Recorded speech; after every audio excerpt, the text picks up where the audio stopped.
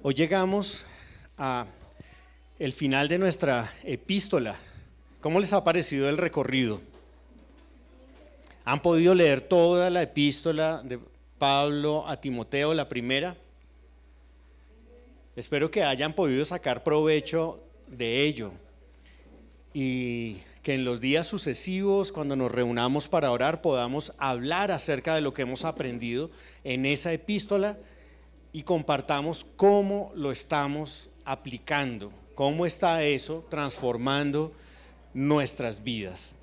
Les pido que busquemos ahí primera a Timoteo capítulo 6 y hoy vamos a estar entre los versículos 11 y 21.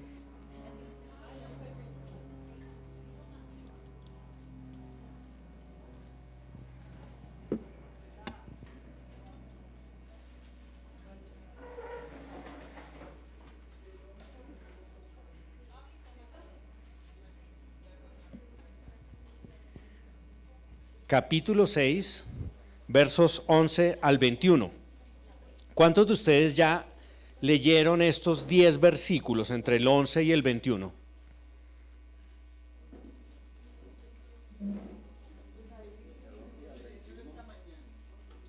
Sí, no importa. Pues durante la semana, esta mañana, ayer. Miren, no me voy a cansar de repetirles que vengan preparados para escuchar la palabra de Dios. Vengan interesados por aquello que Dios quiere decir. Y una manera de hacerlo es con anterioridad leer el pasaje correspondiente a ese día, orar y tratar de comprender algo del texto. Eso le va a dar mucho mayor provecho que simplemente llegar con su mente en blanco esperando recibir algo que usted de antemano no ha estado buscando. Tome esa disciplina, hágalo cada vez que tenga oportunidad y se va a dar cuenta que va a sacar mucho mayor provecho de todo aquello que el Señor le quiera enseñar.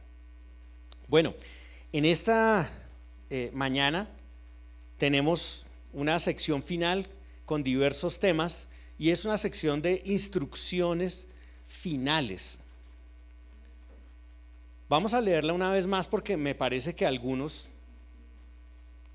pocos, no lo han leído. Entonces vamos a leerlo, lo voy a leer de la Biblia de las Américas, de la Nueva Biblia de las Américas.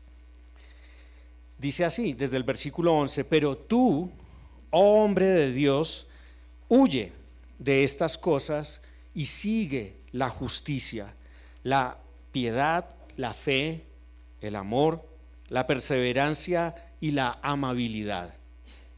12. Pelea la buena batalla de la fe, echa mano de la vida eterna a la cual fuiste llamado y de la que hiciste buena profesión en presencia de muchos testigos.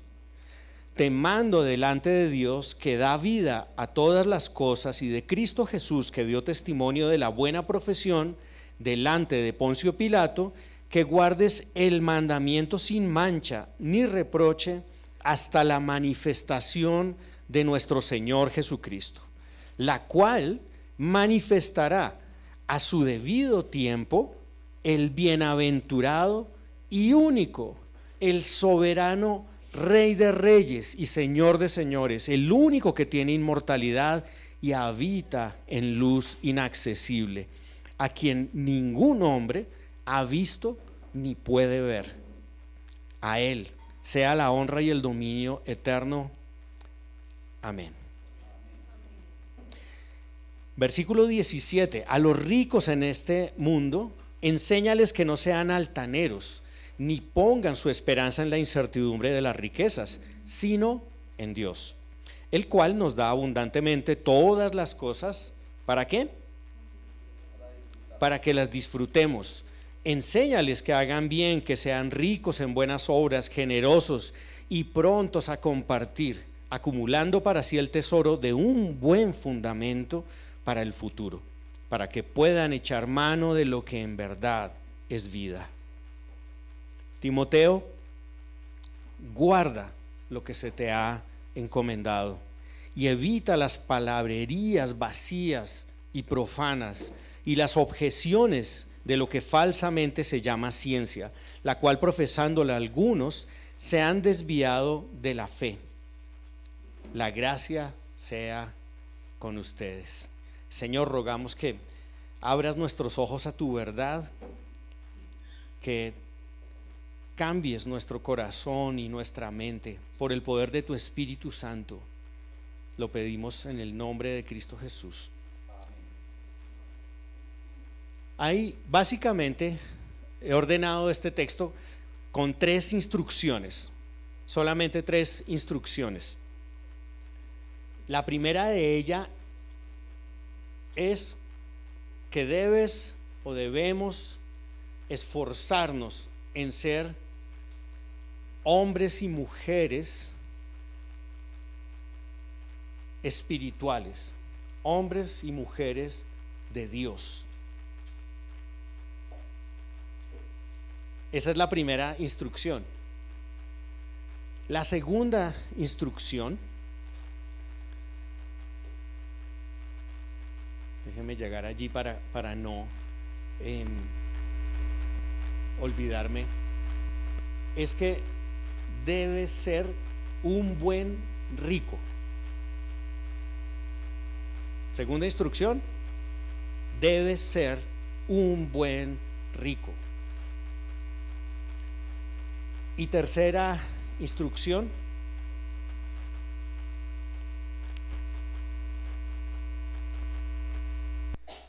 cuida el tesoro que recibiste. ¿Cuál es la primera?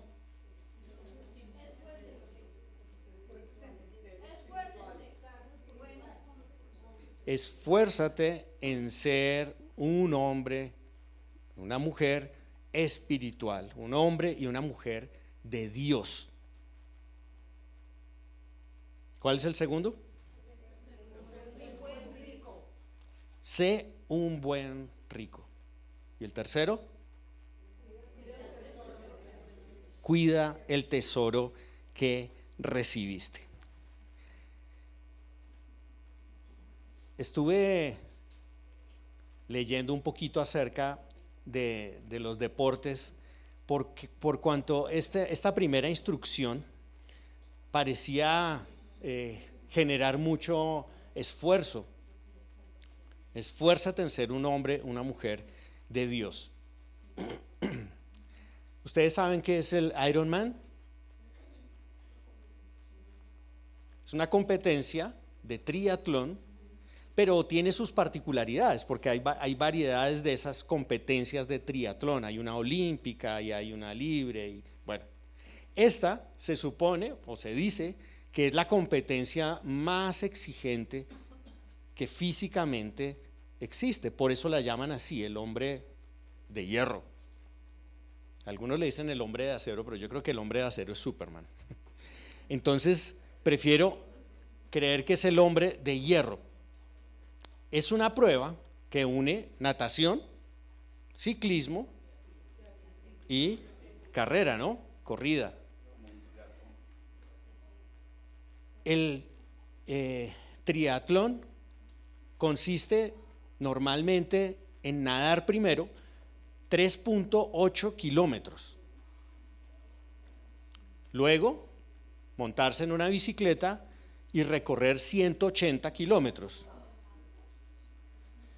Y por último, bajarse de la bicicleta y correr 42.2 kilómetros. Ya estamos cansados con solamente oírlo, ¿cierto?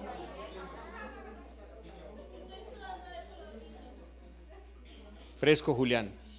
Podemos correrla de 10 kilómetros en Sal Silvestre, en Chía. Después de esto, yo creo que eso es posible. Pero tiene un límite esta competencia. Si en 17 horas no la has cumplido, quedas descalificado. Así es que parece que no se trata del primero que llegue, sino se trata de llegar. El que llega es un Ironman. Creo que generalmente los alemanes, los australianos han llevado la delantera en estas competencias. Algunos creo que han logrado tener un récord como de 8 a 9 horas. Y esta mañana quisiera hablar de que tenemos un triatlón espiritual que correr.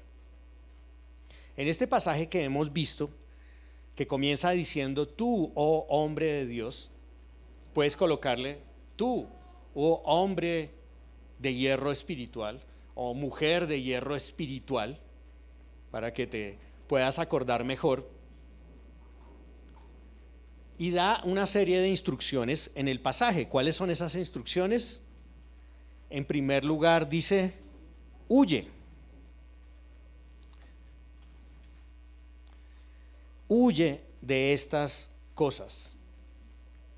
El título de hombre de Dios para muchos es un título honorífico con el cual Pablo le habló a Timoteo para que él entendiera la importancia de su papel y lo que se le estaba encomendando.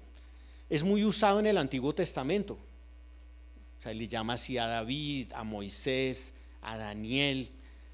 Pero en el Nuevo Testamento parece ser que solamente Timoteo es quien lo recibe. Y la primera instrucción tiene como 3 pasos. Así como en el triatlón hay 3 pruebas: natación, ciclismo y atletismo. Aquí hay 3 instrucciones.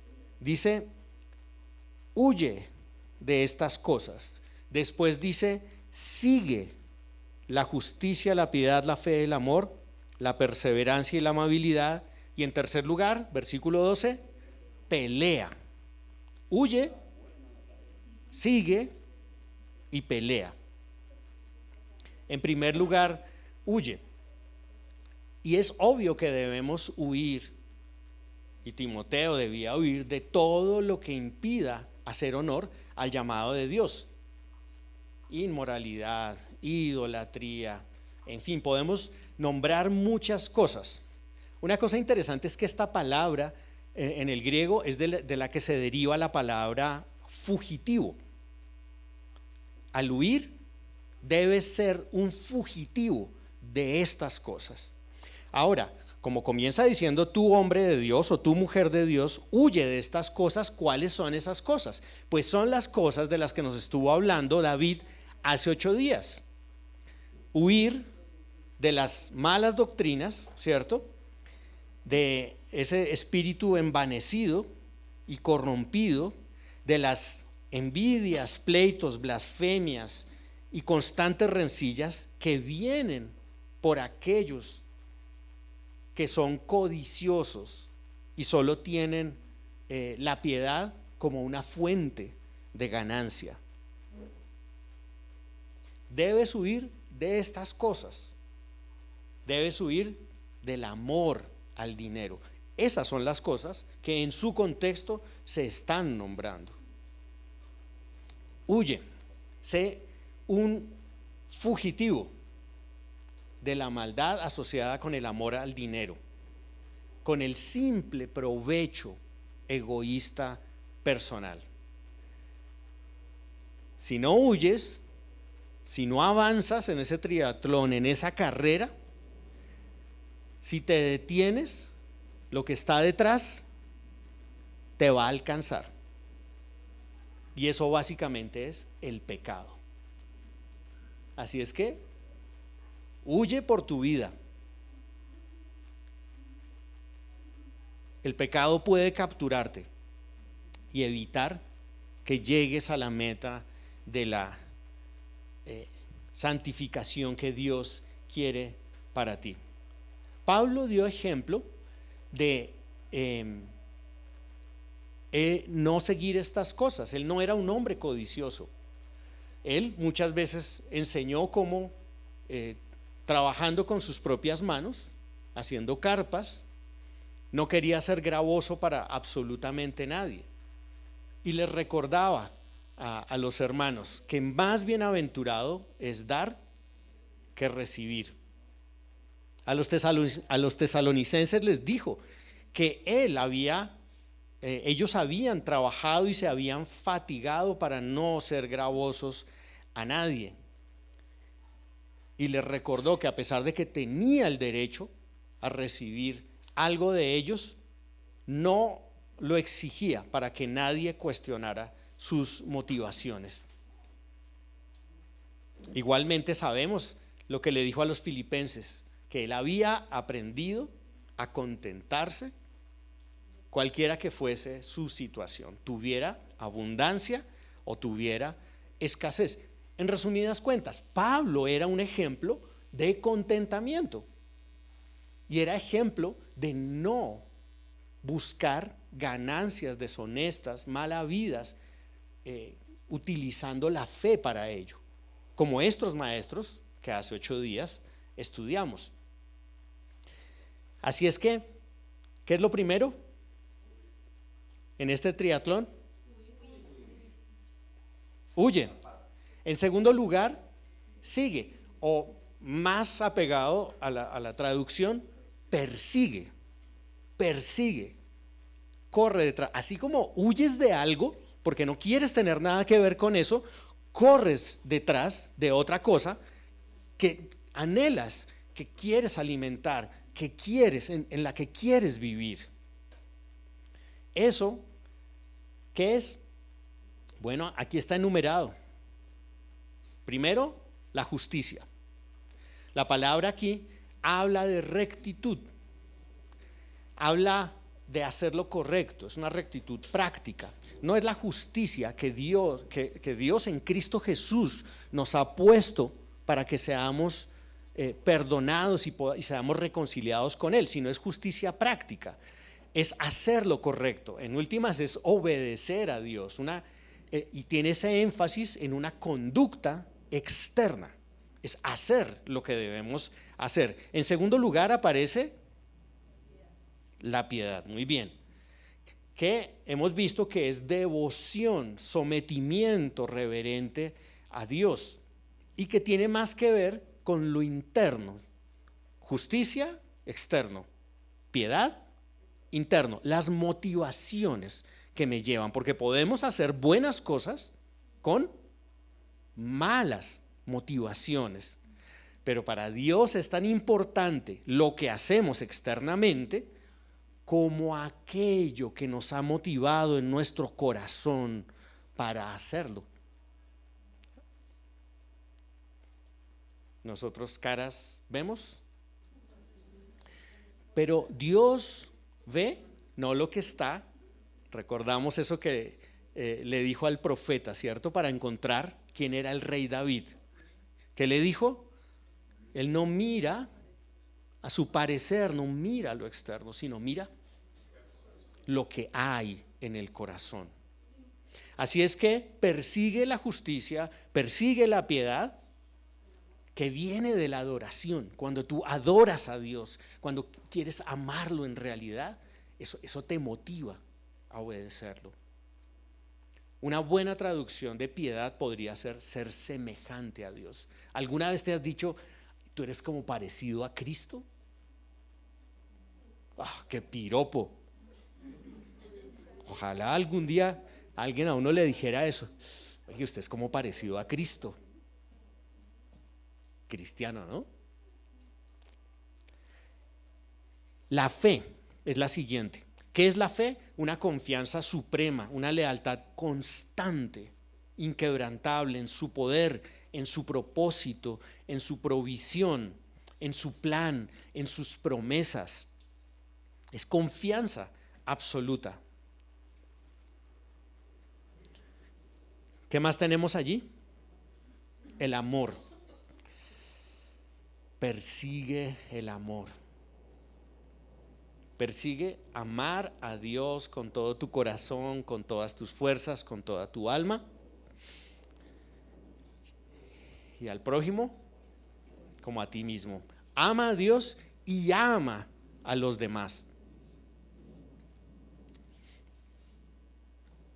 Este es un amor ágape, es un amor de voluntad, de elección, de decisión, el que se esboza aquí. También la perseverancia, en algunas versiones dice la paciencia, pero resulta que es que la paciencia es una larga perseverancia. Es no salirse del lugar en donde estás. No es como una resignación, como que tocó. Un buen ejemplo de esa paciencia es la paciencia del santo Job. Todos conocemos la historia de Job y lo que a él le sucedió. Perdió su familia, perdió sus riquezas, perdió su salud, perdió sus amigos. Pero la paciencia, la perseverancia de Job lo llevó a estar sometido a Dios aún en esas circunstancias. Así es que esta perseverancia, esta paciencia, no es una resignación, sino es una lealtad victoriosa en el Señor en medio de las dificultades, de las pruebas. Continuar, cueste lo que cueste. ¿Algún día has estado pensando en tirar la toalla?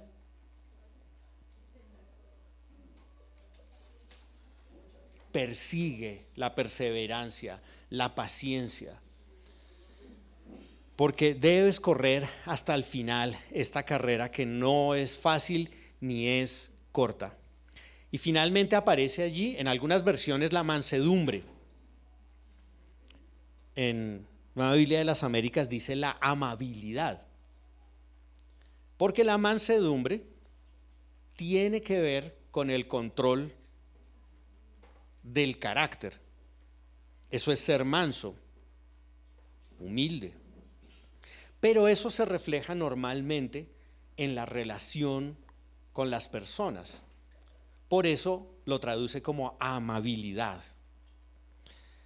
Mansedumbre, bondad, humilde. Qué difícil es perseguir estas cosas, ¿no le parece? Es como un triatlón espiritual en el que debemos esforzarnos como hombres y mujeres de Dios, hombres y mujeres de hierro espiritual, que si el Ironman tiene esa fuerza, tiene esa resistencia, tiene esa persistencia, nosotros espiritualmente también somos llamados a tenerla.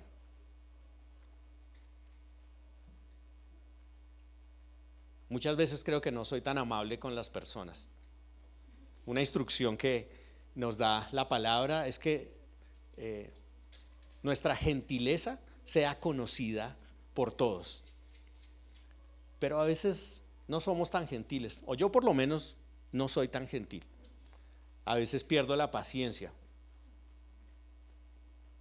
Perdónenme por favor a quienes no he sido tan gentil como debería. Y oren por mí para que aprenda mayor mansedumbre, mayor control, mayor gentileza.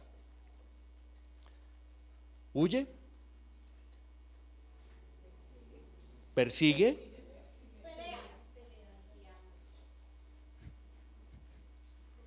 esa le gusta a Martín.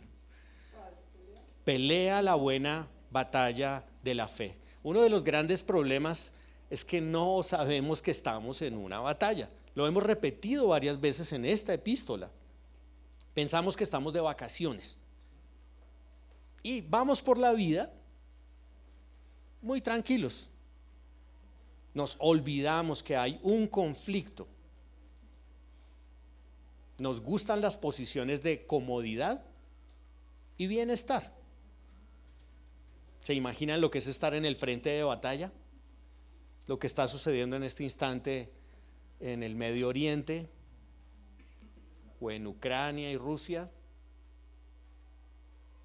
Eso no se parece mucho a lo que nosotros estamos viviendo en este instante acá. Así es la batalla. Muchos han pinchado en la carrera porque no se dan cuenta que estamos en una batalla en la que hay que esforzarse, en la que hay que velar, estar vigilante, en la que el Señor desde el comienzo ha dicho: en el mundo tendréis aflicción, pero confíen en mí que yo he vencido al mundo. Aquellos que querían seguirlo, Él les dijo que el que quiera ser mi discípulo, tome su cruz, niéguese a sí mismo y sígame. Muchos de ellos creo que se quedaron pensando: uy, así en realidad así es la cosa. Oye, yo como que lo voy a pensar mejor, esto de ser cristiano es como un poquito, de pronto no es para mí. Y muchos han regresado. Yo creo que Jesús les dijo: sí, el que quiere ir a la batalla tiene que calcular cuántas balas tiene, cómo va a hacer, cómo va a resistir, de dónde va a sacar la comida. El que quiere construir una torre tiene que echar cálculo para que le alcance. Eso fue lo que quiso decir Jesús.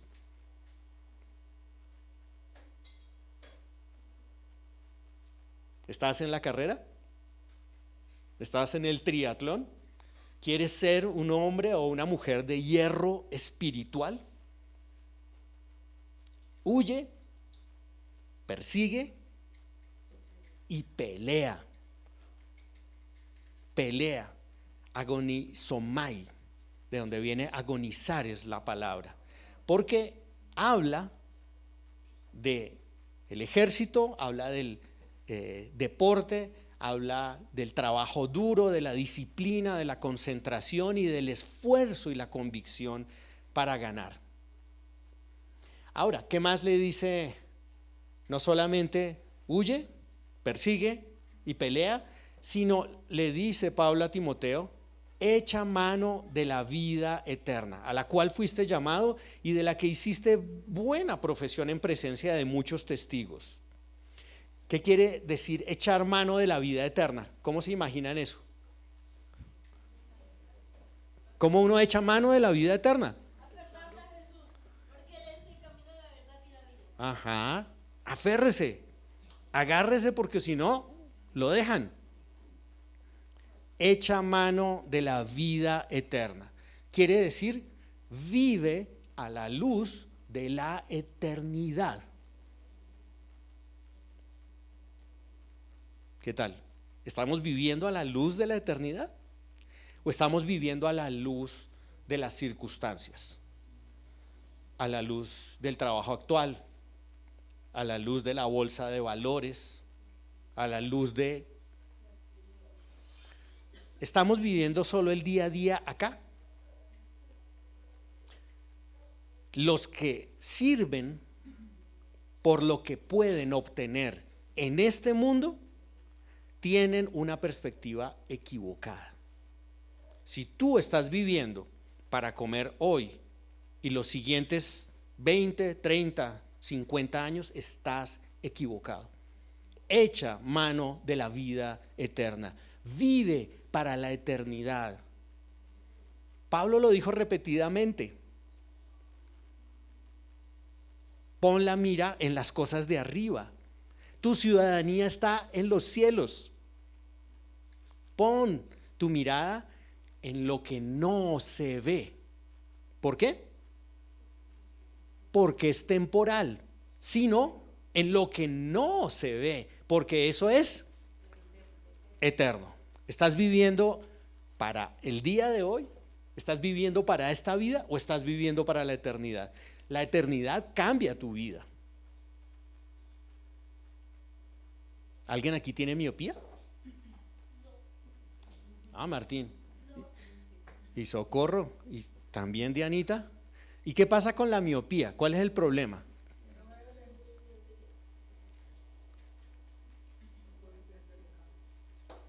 Hay miopía espiritual. Tú ves el día de hoy, ves los problemas de hoy, ves el trabajo de hoy, ves la situación de hoy, pero no ves la vida eterna. Lo contrario es la hipermetropía. Tú, ¿qué es lo que no ves? De cerca. Ves es lo que está lejos. Pero necesitamos una visión 2020. Pero me temo que Pablo incitó a Timoteo y nos dice a nosotros en esta mañana que miremos a la eternidad, porque estamos muy acostumbrados a mirar aquí lo que pasa hoy, la política de hoy, las cosas de hoy, qué voy a cocinar hoy, qué voy a almorzar hoy, ¿o no? O cuando estás cocinando dices, ¿cómo será cuando hagamos estas tortas con el Señor en la eternidad?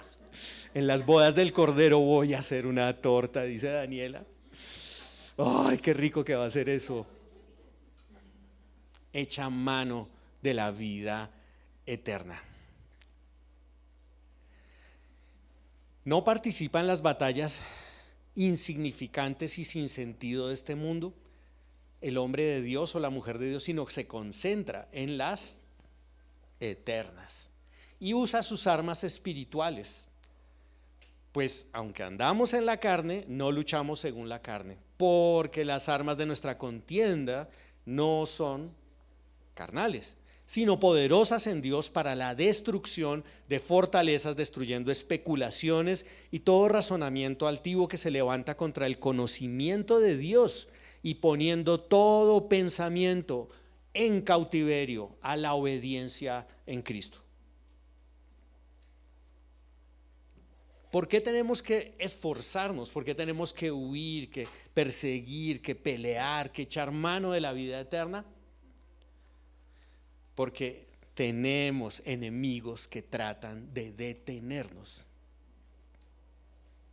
Satanás, el mundo y nuestra propia carne, nuestros propios malos deseos. Estamos durmiendo con el enemigo. El enemigo está también en nosotros. Así es que termina en el versículo 13 esta sección diciendo: te mando. No es una sugerencia, es una orden. Te mando delante de Dios, que da vida a todas las cosas, y de Cristo Jesús, que dio testimonio de la buena profesión delante de Poncio Pilato, que guardes el mandamiento que te estoy dando. Continúa diciendo el versículo 15. Bueno, en el 14 termina diciendo que guardes el mandamiento hasta la manifestación, sin mancha ni reproche, hasta la manifestación de nuestro Señor Jesucristo, la cual manifestará a su debido tiempo el bienaventurado y único soberano, el Rey de reyes, Señor de señores, el único que tiene inmortalidad y habita en luz inaccesible, a quien ningún hombre ha visto ni puede ver. A él sea la honra, el dominio eterno. Así es que hay que guardar este mandamiento sin mancha y sin reproche, sin pecado, y tratando en todo lo posible de ser irreprensibles. ¿Fácil la tarea? No, es para Iron Man espiritual.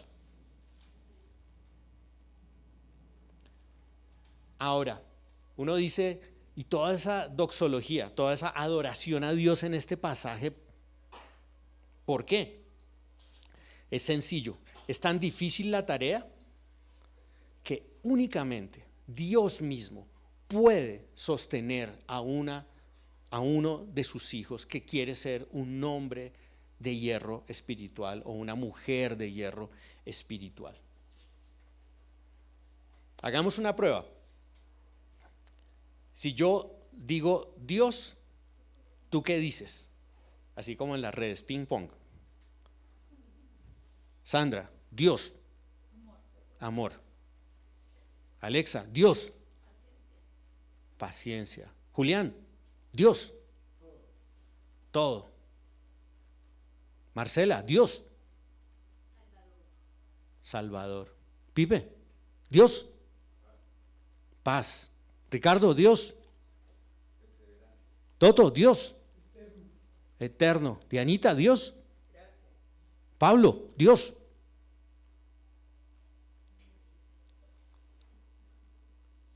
Ay, lo dejamos pensar.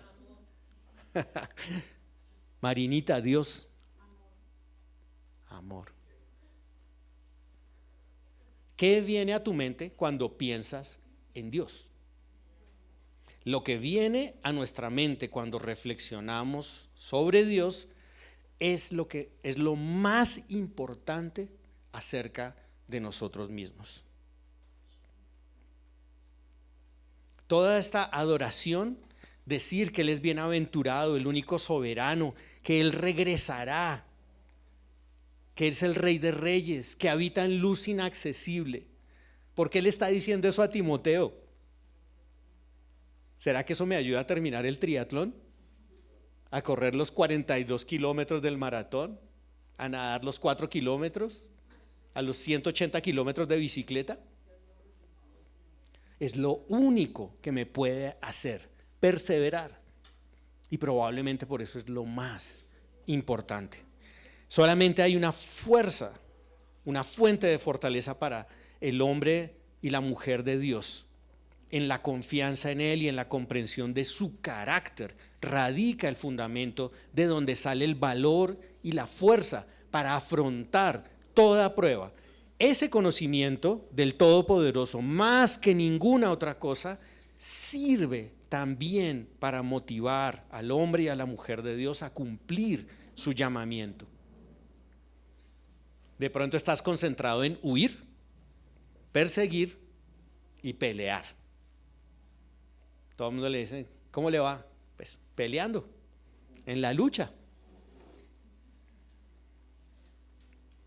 Pero ¿estás concentrado en Dios? Eso es lo que te hará ganar la batalla. Dije que íbamos a hablar de 3 instrucciones. Ya hablamos de la primera, que es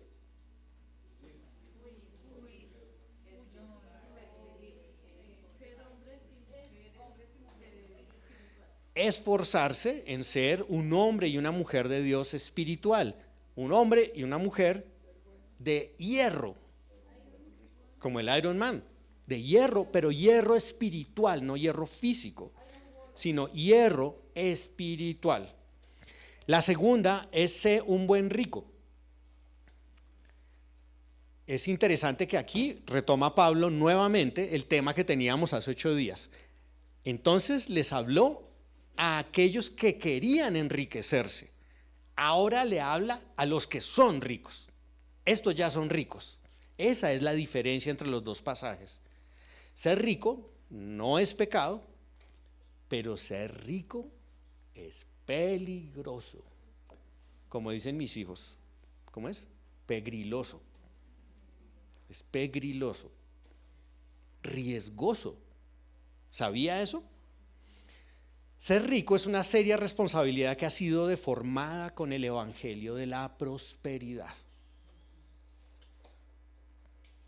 en donde incitan a todos al bienestar material y al máximo confort por ser hijos de Dios. Pero la prioridad bíblica no es ser rico, y hay que conocer la responsabilidad que esto implica y los riesgos que presenta. Es interesante que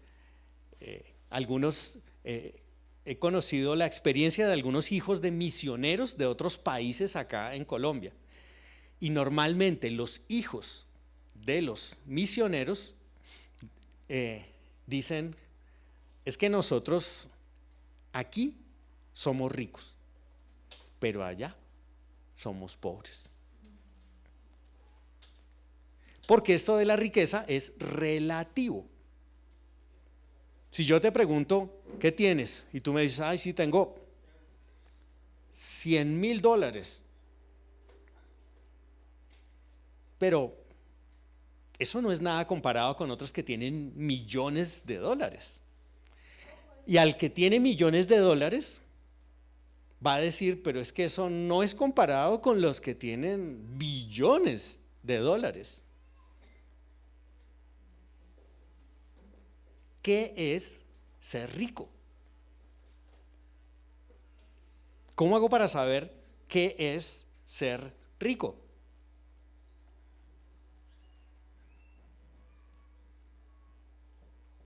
Si me preguntaran si quiero que ustedes sean ricos o pobres, no sabría qué decir. Inicialmente yo diría sí, que todos sean ricos, que tengan muchas propiedades, que tengan mucha holgura, pero es tan peligroso ser rico. No en vano Jesús dijo que le era muy difícil a los ricos entrar en el reino de Dios. Así es que siéntase suficientemente pobre para seguir superándose, pero siéntase suficientemente rico para poner a Dios antes que su dinero, para que así pueda ser generoso. La prioridad de Dios es que seas fiel, no que seas rico. Esa no es su prioridad. Por eso bien nos lo dijo, nos lo recitó David hace 8 días, Mateo 6:33.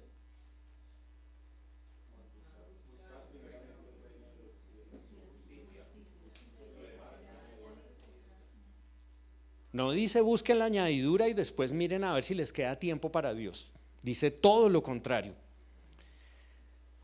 Esa es la prioridad, que seas fiel. Así es que yo creo que dejemos que la soberanía de Dios sea la que decida. Si Él nos quiere con más o nos quiere con menos, que sea su decisión. Y hagamos todo lo posible por prosperar para Él con todo lo que nos dé. Ahora, ¿cuáles son los riesgos? ¿Cuáles son los peligros? Versículo 17. A los ricos en este mundo, enséñales, dice la Nueva Biblia de las Américas, pero la palabra en realidad tiene incluido un mandato. Por eso otras versiones dicen mándales, mándales, que no sean altaneros. ¿Por qué será que los ricos se ponen altaneros? Se ponen alzados. Parece que pueden mandar a todo el mundo. Parece que pueden hacer lo que quieran. ¿Por qué? Desprecian de alguna manera a veces a los que están en una escala económica más baja, dan un maltrato, tienen la tentación de tener aire de superioridad. En realidad es difícil ser rico y tener pobreza de espíritu. Como dicen las bienaventuranzas, ser pobre en espíritu, ser humilde. Es realmente difícil. El rico de Lucas 16, ahora que me acuerdo, ¿se acuerdan del rico y Lázaro? El rico tuvo la mejor vida acá y murió. Y Lázaro, que era un pordiosero, tuvo la peor vida acá y murió. Pero el rico, cuando llegó allá, comenzó a dar órdenes. Comenzó a decirle al padre Abraham: mándenme a alguien que me traiga agua, aunque sea que me eche una gotica de agua. Ese es un ejemplo de un rico mandón. Interesante que acá dice: a los ricos de este mundo enséñales, mándales. En primer lugar, que no sean altaneros. Y en segundo lugar, que no pongan su esperanza en la incertidumbre de las riquezas. Y esto, una vez más, es una tentación, pero no solo para el que consideramos rico, sino para nosotros también. ¿Por qué? Porque la tendencia natural, en automático, es sentirnos confiados cuando tenemos más. Ay, llegó el recibo de la luz, pero no tengo en el bolsillo para pagar. ¿Cómo me siento? Ah, se me dañó el carro, pero como tengo un seguro que me lo arregla, pues ¿confío en el seguro o confío en Dios? Fácilmente nuestra confianza se desplaza hacia lo que tenemos. Ah, es que estoy muy saludable y hago mucho ejercicio. ¿Confío en eso? ¿O en que Dios puede sostenerme día tras día?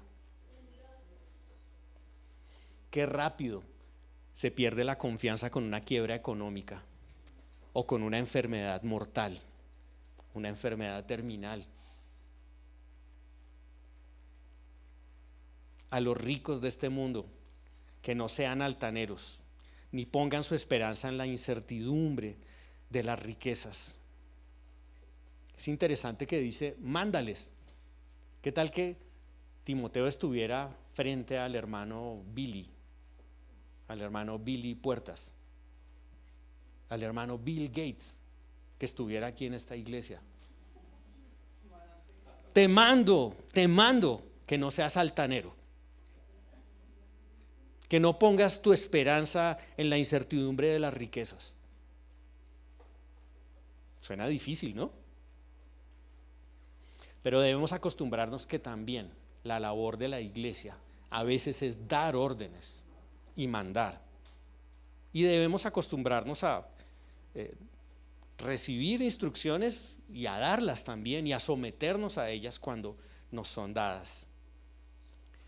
No pongan su esperanza en la incertidumbre de las riquezas, sino en Dios, el cual nos da abundantemente todas las cosas para que las disfrutemos. Lo más paradójico es que mientras más tiene el rico, muchas veces menos lo disfruta.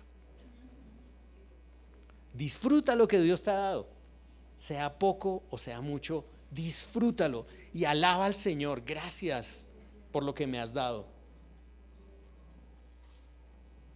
Sí, ese ranchito, el pichirilo de carro que me dio. Gracias, Señor. Disfruta, porque Dios es capaz de darte todo, abundantemente todo. ¿Y para qué te lo da? ¿Para que te envanezcas y te pongas alzado y altanero? Para que lo disfrutes. Disfrútalo, disfruta lo que tienes y sé generoso. Haz tesoros, no en la tierra, sino en el cielo.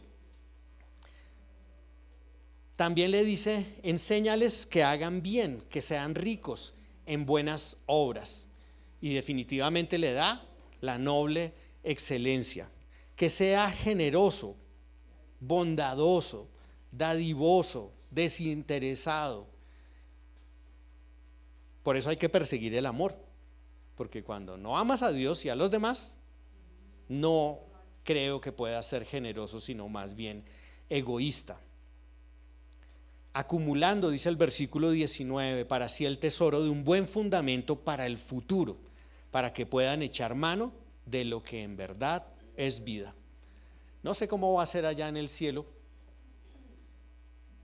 Ya no habrá estratos, no habrá como, no sé, como el barrio Granjitas del cielo y el barrio Santa Ana del cielo. Pero sí creo que veremos los frutos de la generosidad y del amor a Dios y a los demás. Lo último que queda por decir es cuida el tesoro recibido. ¿Qué fue lo primero? Ya se cansaron. Esfuérzate en ser un hombre, una mujer de Dios espiritual. Un hombre o una mujer de hierro espiritual. Lo segundo, sé un buen rico. Y lo tercero, cuida el tesoro recibido. Muchas personas pasan de generación en generación cosas, tradiciones. Hay familias que tienen, no sé, el anillo de matrimonio de la tatarabuela.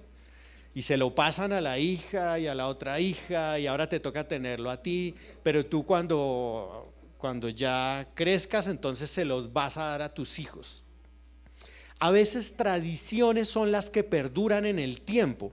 Hay oficios que se enseñan de una familia a otra. Orfebres, artesanos. Hay empresas que se pasan de una familia a otra. Es que somos dueños de esta empresa y la van a heredar los hijos y ellos van a continuar y se la van a dar a su vez a sus hijos.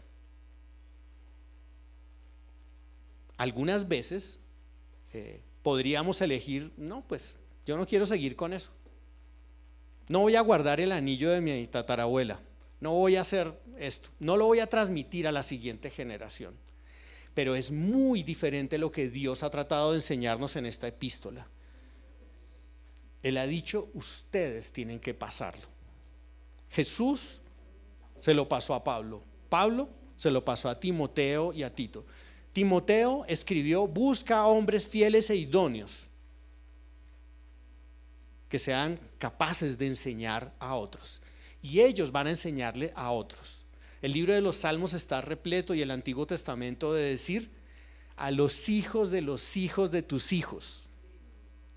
Hoy le estamos enseñando a nuestros hijos para que a su vez ellos le enseñen a nuestros nietos. Y estamos sembrando en generaciones futuras. ¿Qué pasará si no cuidamos el tesoro que nos ha sido dado? ¿Es esa la voluntad de Dios? La iglesia es columna y baluarte de la verdad. Y la puso el Señor en este lugar esperando que en 50 años todavía exista Aposento Alto Cajicá. Esperamos ver a nuestros hijos y a nuestros nietos, varios de ellos aquí dormiditos, conociendo a Dios, buscando a Dios. Timoteo, dice el verso 20, guarda lo que se te ha encomendado, guárdalo.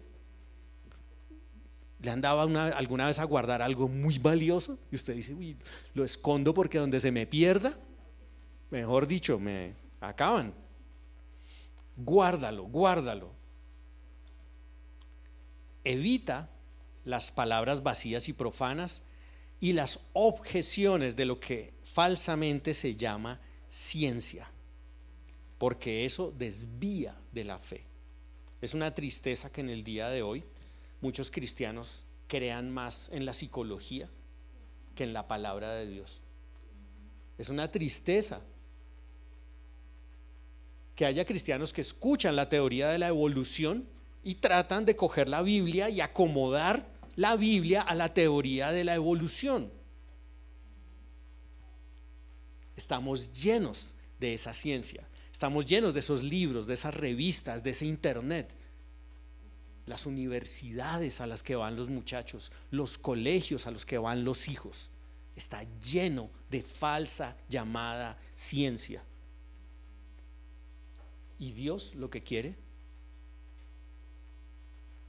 es que tú seas un hombre, una mujer de hierro espiritual, que atesore, que diga esto es un tesoro y se lo voy a pasar a los que vienen.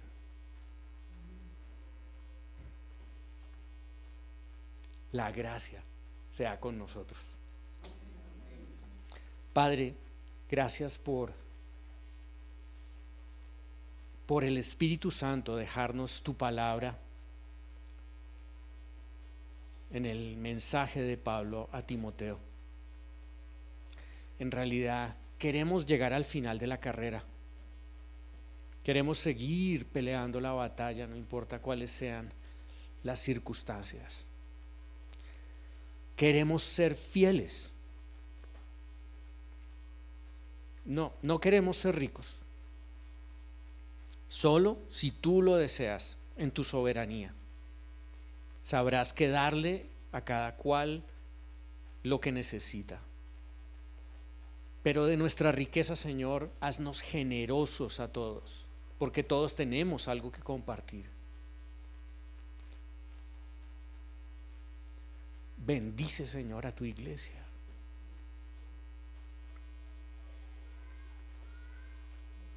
Que cuando miren a tus hijos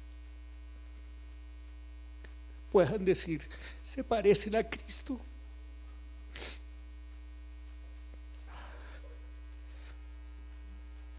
Que tu Espíritu, Señor, haga realidad esta palabra en esta iglesia local.